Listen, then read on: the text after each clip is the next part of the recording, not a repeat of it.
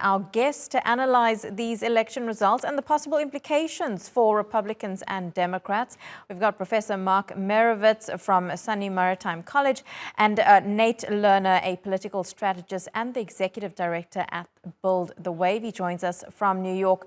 To both of you gentlemen, thanks so much for joining us for these very important elections. Nate, I'm going to start with you. Your reaction to the results so far? Well, I think the results really speak to the unpopularity of Donald Trump and the extremism that he and his base and his selected candidates represent. We saw this in states and elections across the country. We saw it in Georgia, we saw it in New Hampshire, we saw it in Ohio, where the Trump-selected extremist candidates lost or underperformed relative to the more moderate Republican candidates that were also on the ballot for statewide positions. And I think this speaks to, as I said, is the extremism within the party that's growing, his own extremism, the election lies they've been spreading, that may be popular within his base and within their bubble, but once it gets outside the bubble, voters reject it and it turns them off. And that's why his candidates underperformed, and as a result, he underperformed. So, Professor Meirowitz, do you agree with what Nate's saying about Donald Trump and the people that he endorsed for this election? I wouldn't look at it the same way. I think Trump is the key to understanding American politics, and we didn't mention really in your reports the victory of DeSantis in Florida. That's very important. That is important. Trump, his selection of Vance in Ohio, Vance is the winner. He lost with Dr. Oz. That's true. But look, the Dems have had Fetterman and the Republicans have Walker. So the politics here, back and forth, is a little bit complicated and a little bit unusual. But the bottom line is, to me, the Democrats are sighing a sigh of relief that they didn't get slammed in this election because in the midterms, because that was the feeling that we're worried this would happen. In fact, it turned out that the American people can speak very clearly about what they prefer. The bottom line here is, say the House goes Democratic and the Senate goes Republican or stays the same. The problem in this country is that the parties don't get together and don't work together. We need to be able to get back to the middle. And I have to say this point about Trump. DeSantis is on the ascendancy. He could be the candidate. Even if Trump doesn't run on the Republican line, he could run as a third-party candidate. So our politics in this country is very polarized. You see this in the discussions, the debates. Some won, some lost. But the problem to me is, where do we go once we get the results, and how do we formulate our future for this country?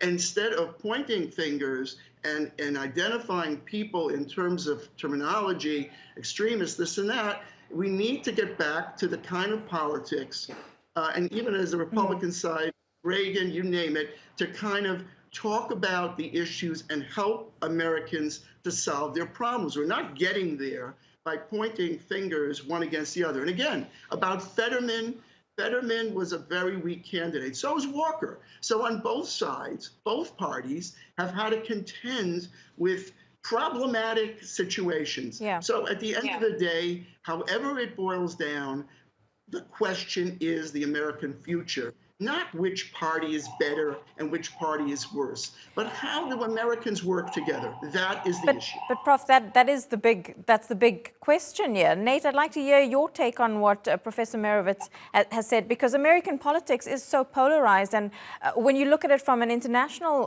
perspective and what the rest of the world is seeing, it's just this massive divide. You're either red or you're blue, but it would seem that many people are possibly in the middle, all wanting the same thing, a better future for their country. Yeah, well, I certainly agree with everything the professor said as far as the country needing to come together and politicians needing to start working together. We're certainly seeing the partisan divide, not only tearing the country apart culturally and politically, but also just legislatively. We're getting a lot less done at the federal level, and that's not great. It's very concerning, in fact, and especially as our problems get more complex. We're going to need better leaders who are able to work together to address them.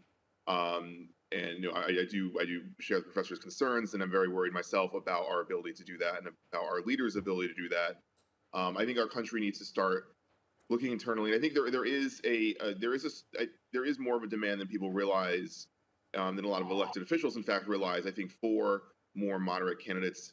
I think during the election season, it's easy for candidates and leaders to get caught up in their base and in the primary process, where they're driving towards their, toward their left or to their right.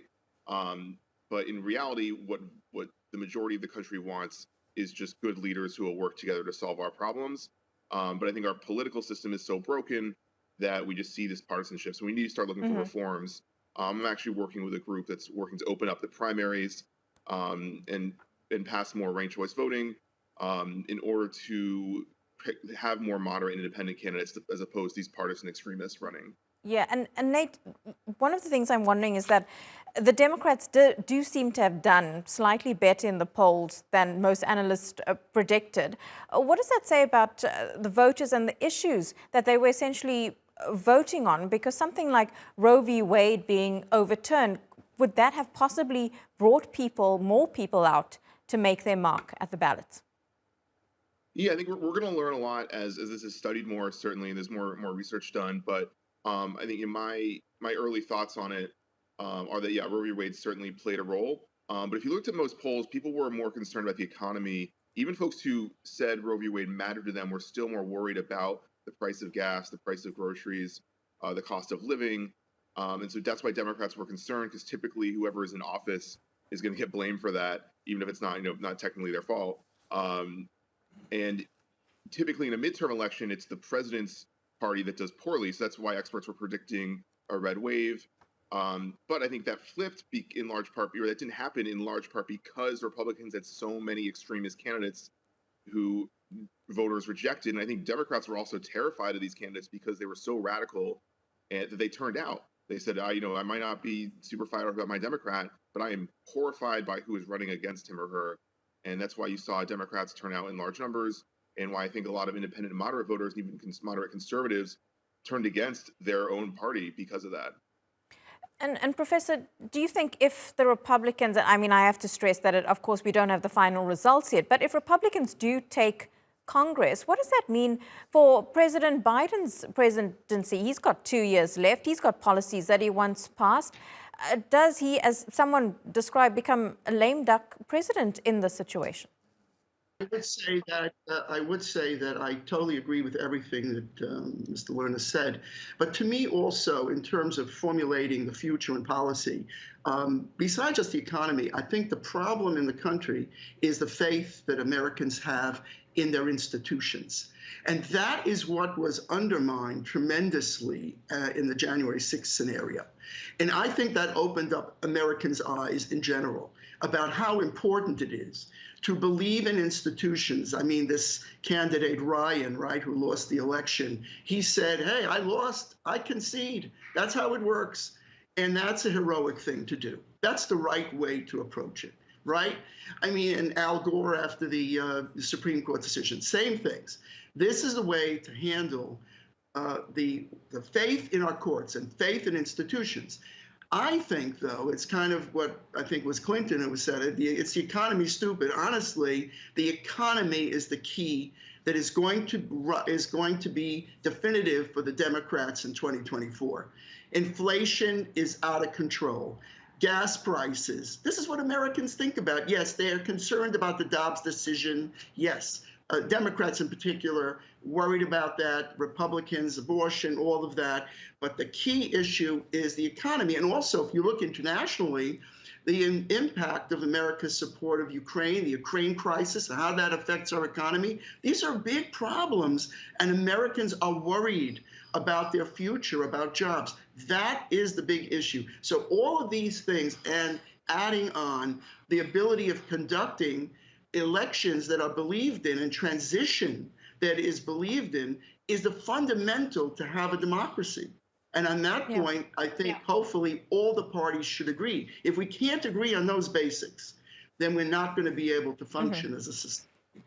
Nate, and this one for you, what happens if the Republicans do take Congress. There are policies that President Biden, the Democrats, want to pass, especially when it comes to something like climate change, possibly more to do with the economy, as much has been spoken about because of rising inflation. But will that be possible when the Democrats no longer have any power in the U.S. Congress? Yeah, well, that's really up to the Republicans. And I think just the fact they've taken the House is going to be very detrimental to Biden's agenda and to really just getting anything done. And what we saw last time when Obama was in power and he had a Republican Congress to deal with is they made it their mission to undermine him and prevent him from doing anything to help the American people. Even if it was something that they agreed with, even if it was something that was just blatantly going to help people, they opposed it because they didn't want Obama to have any support heading into the presidential election in 2012. And this is just a really terrible thing that Republicans have openly done before, that Mitch McConnell has openly done before and said, where they said they want to make Obama a one-term president. They're going to want to do the exact same thing with Joe Biden.